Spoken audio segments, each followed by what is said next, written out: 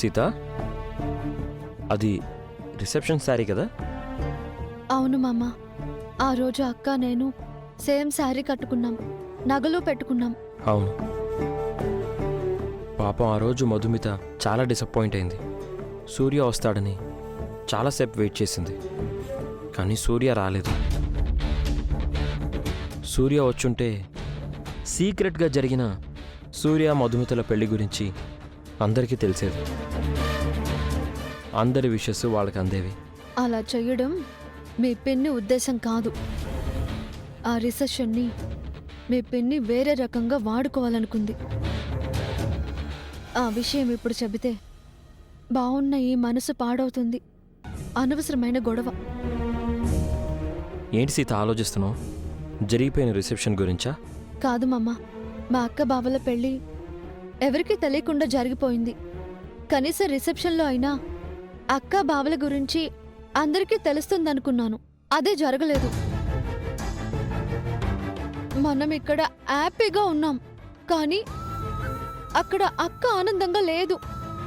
మనం సంతోషంగా ఉన్నట్టు అక్కడ అక్క బావలు కూడా సంతోషంగా ఉంటే బావుంటుంది. చిన్నప్పటి నుంచి అక్క ఎలాంటి కష్టాలు పడలేదు. పెళ్లి అయ్యాకే తనకు ప్రాబ్లమ్స్ మొదలయ్యాయి. అక్కను ఎంతగానో ప్రేమించే నాన్న ఇప్పుడు అక్కని ద్వేషిస్తున్నాడు. బావంటే మండిపడుతున్నాడు. పాపం అక్క అటు నాకు చెప్పుకోలేక ఇటు బావకు చెప్పుకోలేక మధ్యలో నలిగిపోతుంది. డోంట్ వరీ సీత, ఈ ప్రాబ్లమ్స్ కొన్నాళ్లే. మీ నాన్న సూర్య త్వరలోనే కలిసిపోతారు. మధుమితకి ఏ కష్టం వచ్చినా నేనున్నాను, నేను చూసుకుంటాను. ఏమన్నావు మామా? నేను అంటే ఐ మీన్ మనం ఉన్నాం కదా సీత. మీ అక్కకి ఎలాంటి ప్రాబ్లం వచ్చినా మనం చూసుకుందాము అని అంటున్నాను. మధుమితకి ఎలాంటి హెల్ప్ చేసినా పిన్ని ఏమీ అనదు. ఎందుకో తెలుసా? పిన్నికి మధుమిత అంటే చాలా ఇష్టం. నాకు పిన్ని మొదటిగా చూసిన పెళ్లి కూతురు మధుమితే కదా. మధుమితతో నా పెళ్లి చేయాలని పిన్ని చాలా ట్రై చేసింది. మధుమితే తన కోడలు అనుకుంది, బట్ అది జరగలేదు. ఆ డిసప్పాయింట్మెంట్ పిన్నిలో ఉంది. కానీ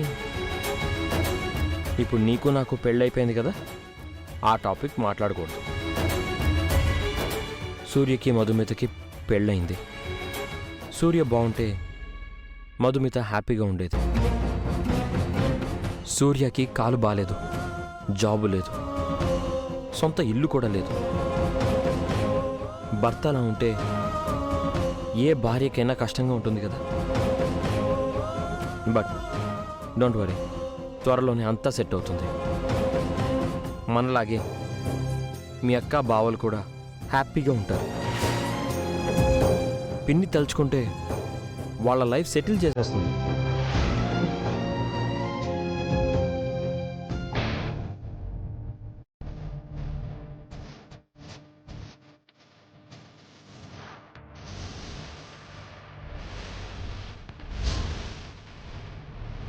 అది ఆఫీస్ డబ్బేంటి? మా అత్తమ్మ డబ్బు. ఒకప్పుడు అత్తమ్మ తన నగలు అమ్మి పెట్టిన పెట్టుబడి. నేను మా అత్తమ్మ గురించి కొద్దిగా కనుక్కుంటున్నాను. త్వరలోనే అత్తమ్మ గురించి అన్ని వివరాలు తెలుస్తాయి. వీడియోలో మీ వెనక కనిపిస్తోంది అది మా అత్తయ్య సుమతి ఫోటో అండి.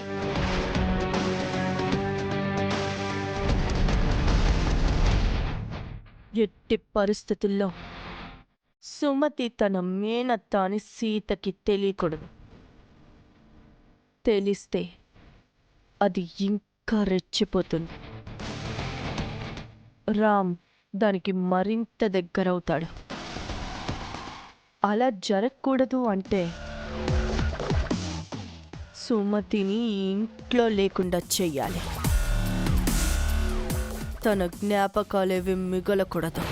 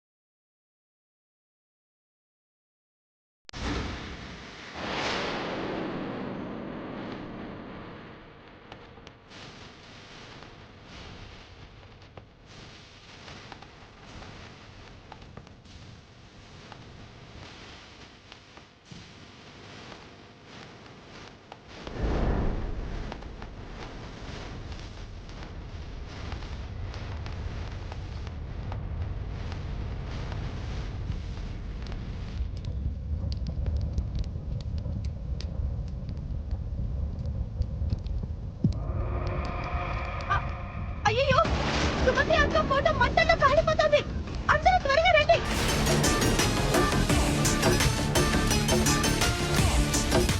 అందరూ రండి, అక్క ఫోటో కాలిపోతుంది. మంటల్లో కాలిపోతుంది. వద్దు మహా, మహా.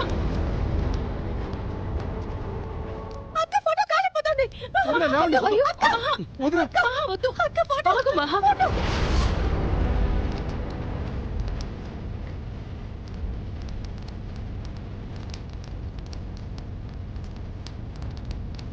అత్తమ్మా, మహా, అక్క ఫోటో మంటల్లో కాలిపోతుంది. నేను కాపాడాలి. మాట విను. అది ఫోటో మాత్రమే మహా, నీ చేతులు కాల్చుకోకు. అది ఫోటో మాత్రమే కాదు జన, అక్క జ్ఞాపకం. అక్క గుర్తుగా మిగలున్న ఏకైక జ్ఞాపకం కాలి బోడిదైపోతుంది. అయ్యో అక్క,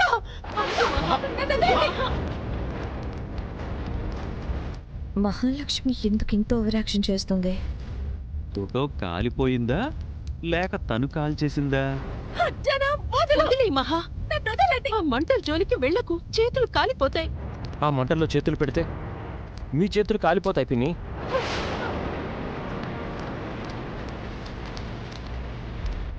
రిస్క్ చేయకూడదునా, ఫోటో కాలిపోతే పోనీ. అసలు ఈ ఫోటోకి మంటలు ఎలా అంటుకున్నాయి వదినా?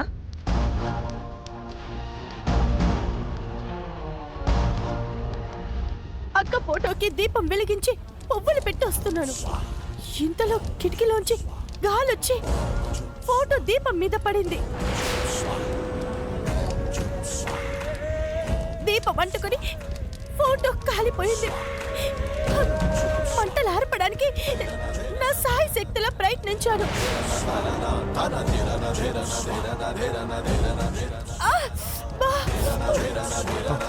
అయ్యో పిన్ని, పిన్ని మంటగా ఉందా?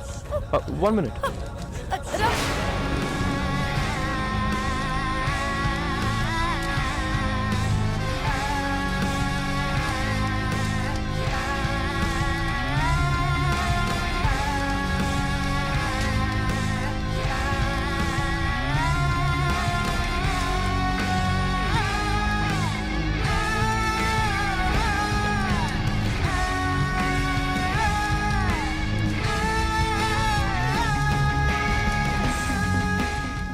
ఎందుకింత రిస్క్ చేసావు పిన్ని? నీకోసం రామ్, నీకు మీ అమ్మంటే చాలా ఇష్టం కదా. నీ జ్ఞాపకాన్ని కాపాడాలి అనుకున్నాను. నాకు మా అమ్మ అంటే ఇష్టమే, కానీ మీరంటే ఇంకా ఇష్టం పిన్ని. మీకేమన్నా అయ్యుంటే?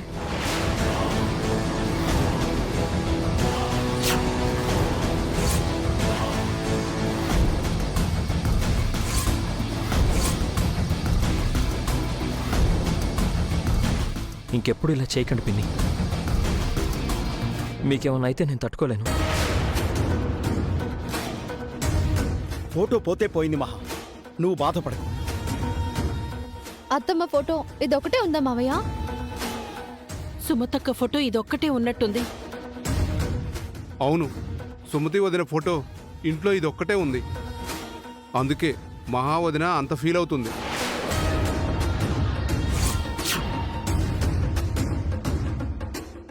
కనీసం మీ ఎవరి ఫోన్లో కూడా అత్తమ్మ ఫోటో లేదా? ఎవరు ఫోటో తీసి పెట్టుకోలేదా?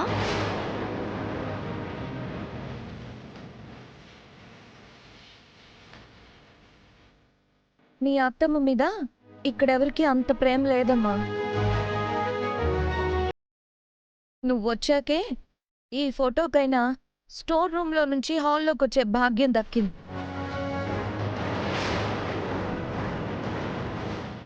ఇప్పుడు ఆ ఫోటో కూడా కాలిపోయింది. పాపం సుమతక్క శాశ్వతంగా ఇంట్లోంచి వెళ్ళిపోయినట్టుంది. ఇక్కడ చేతులు కాలి పిన్ని ఇంత బాధ అనుభవిస్తుంటే కాలిపోయిన ఫోటో గురించి ఇంత డిస్కషన్ అవసరమా? అది కేవలం ఫోటో కాదండి.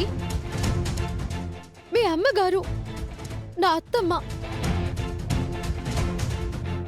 మనకంటూ మిగిలిన చివరి జ్ఞాపకం. మీకు బాధగా లేదా? అమ్మ నా గుండెల్లో ఉంది, కాలిపోయిన ఫోటోలో కాదు.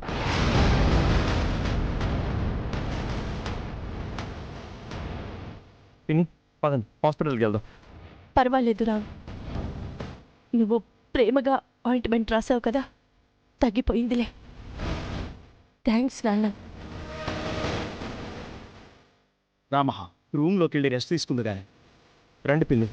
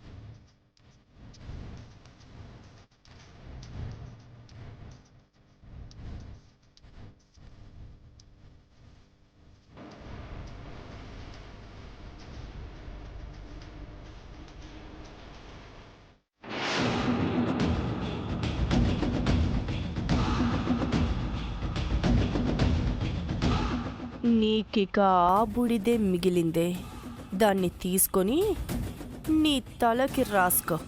అదే నీ నుదుటి రాత.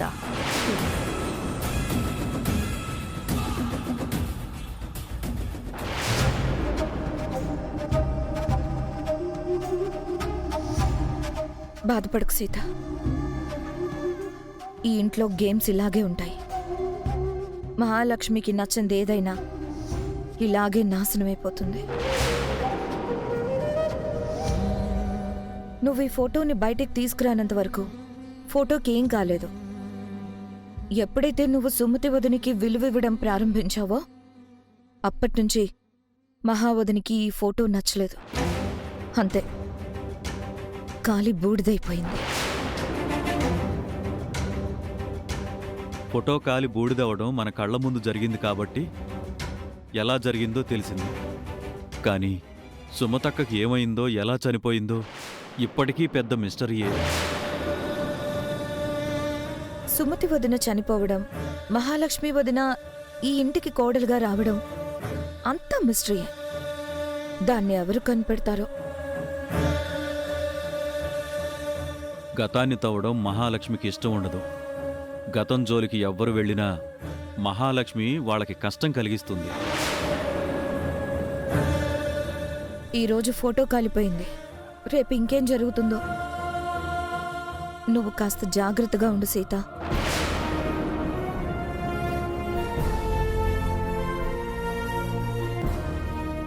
అవునమ్మా, మహాలక్ష్మికి ప్రాణం లేని వస్తువులు, ప్రాణం ఉన్న మనుషులు రెండూ ఒకటే. తనకిష్టం లేకపోతే ఏమైనా చేస్తుంది.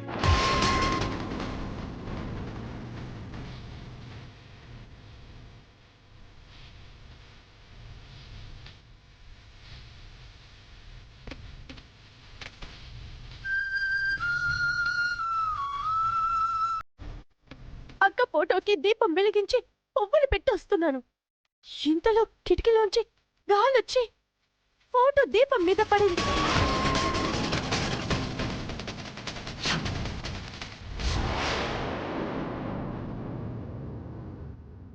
మూసి ఉన్న కిటికీలోంచి గాలి ఎలా వస్తుంది? అంటే మహాలక్ష్మి అత్తయ్య చెప్పింది అబద్ధమా? కావాలని ఫోటోని కాల్చేసిందా? ఎందుకు? నేను అత్తమ్మకి ఎక్కువ విలువిస్తున్నానా? లేక ఇంకేదైనా కారణం ఉందా? ఉంటే అదేమై ఉంటుంది తెలుసుకోవాలి.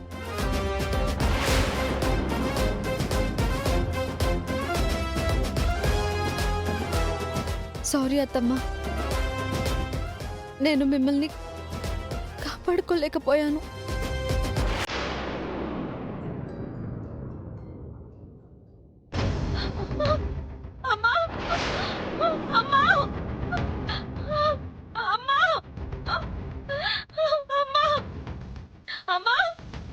మధు,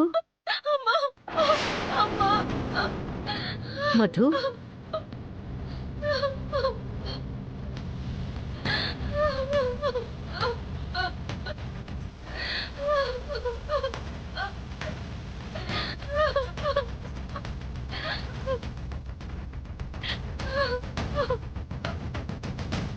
మధు, ఏమైంది?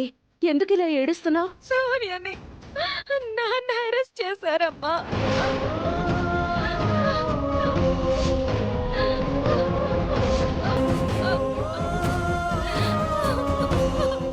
ఎందుకే? ఎందుకు అరెస్ట్ చేశారు? సూర్య డ్రగ్స్ అమ్ముతున్నాడని అరెస్ట్ చేశారు. సూర్య డ్రగ్స్ అమ్మడం ఏంటి మధు? తను అలాంటి వాడు కాదు కదా. ఆ విషయమే నేను నాన్నతో చెప్పాను. నేను ఎంత బ్రతిమిలాడినా వినకుండా నాన్న సూర్యని కొట్టి చేతులకి బేడీలేసి తీసుకెళ్లిపోయారు.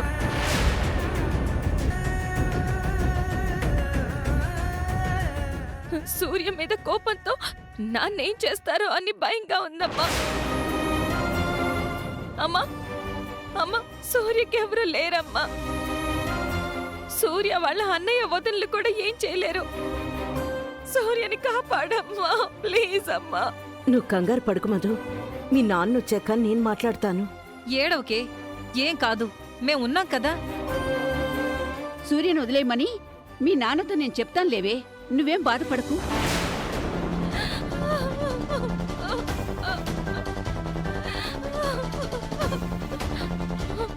ఏంటండి మీరు చేసిన పని? సూర్యని ఎందుకు అరెస్ట్ చేశారు? ఎందుకు అరెస్ట్ చేశానో తను మీకు చెప్పలేదా? సూర్య డ్రగ్స్ అమ్మడం ఏంటి బావా? సూర్య మన మధుని ప్రేమించి పెళ్లి చేసుకున్న అబ్బాయి. అయితే వాడేమైనా మహాత్ముడా, శ్రీరామచంద్రుడా? నన్నే అవినీతి పోలీస్ అని అన్నాడు. నాకు అప్పుడే అనుమానం వచ్చింది. ముందు దీన్ని మన ఇంటికి పంపించి తర్వాత వాడు మనతో మంచిగా ఉన్నట్టు నటించాడు. ఏం చేసినా నా సపోర్ట్ ఉంటుందనుకుని డ్రగ్స్ బిజినెస్ స్టార్ట్ చేశాడు. పక్కా 420 గాడు, క్రిమినల్ బ్రెయిన్ వాడిది. ఎంత దారుణంగా మాట్లాడుతున్నారు నాన్న. సూర్య మీద మీకు కోపం ఉండొచ్చు, కానీ తను అలాంటి వాడు కాదు. సూర్యని అపార్థం చేసుకోకండి నాన్న. ఎవరు ఎలాంటి వారో నాకు తెలుసు. నేను పోలీసుని, నా కళ్ళెవరూ కప్పలేరు. ఏమండి, పోలీస్ దృష్టితో కాదు, దీని కన్న తండ్రిగా ఆలోచించండి. ప్రేమించి పెళ్లి చేసుకున్నవాడు జైలు పాలైతే మధు గతి ఏం కావాలి? ఆ విషయం నేను కాదు, తను ఎలాంటి వాడిని ప్రేమించిందో, ఎలాంటి వాడితో వెళ్ళిపోయిందో తను ఆలోచించుకోవాలి. ఇప్పుడేడ్చి ఏం ఉపయోగం? ఎంత కాదనుకున్నా సూర్య నీ అల్లుడు శివ. నువ్వు ఆ అబ్బాయిని విడిపించాలి. అలాంటి క్రిమినల్ నా అల్లుడని చెప్పుకోవడానికి నాకు సిగ్గుగా ఉంది. ఒక నేరస్తుని నా అల్లుడుగా నేను ఎప్పటికీ అంగీకరించను.